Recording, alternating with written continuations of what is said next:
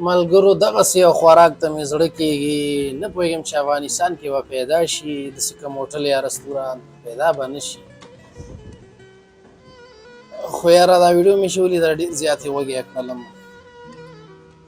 پانچه ده رابېله یې کړله، اوس پې د پاسه د سر غوښه ږدي که نه.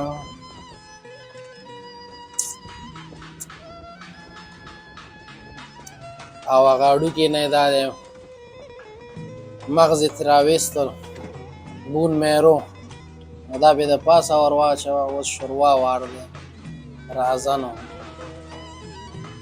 ځانګړې د خټین لوښي دي، د غاټه کاټوی د دې کې پخوي او غوړي مشوپې.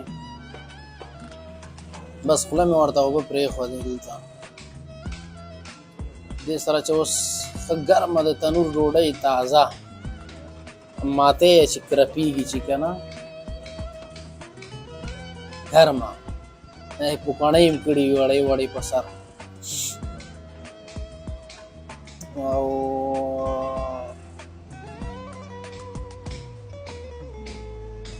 غرمه یي ښه وږی یي، 2 بجې.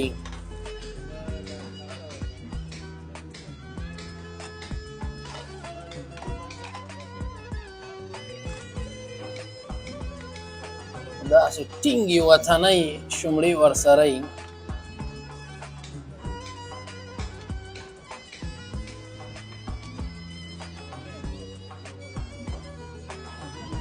ماشاءالله دارو مشه دارو مشه.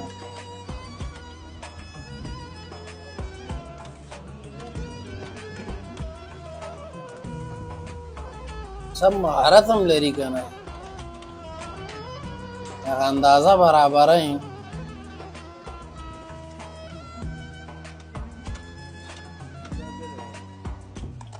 نشته داسې کوم دوکان دلته ننګرهار کې که نه.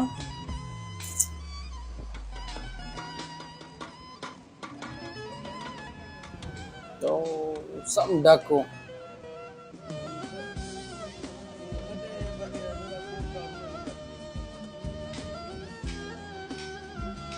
دغې ته وایي قوي خوراکونه.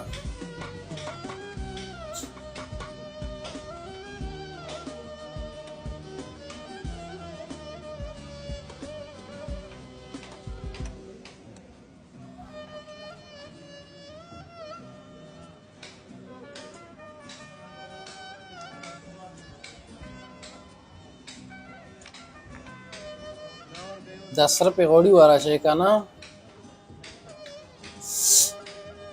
خلیفه پانچه فروشي لیکلی فارسي دی، خو دا خط چې دی دا پاکستانی دی، اردو کې لیکلی دی.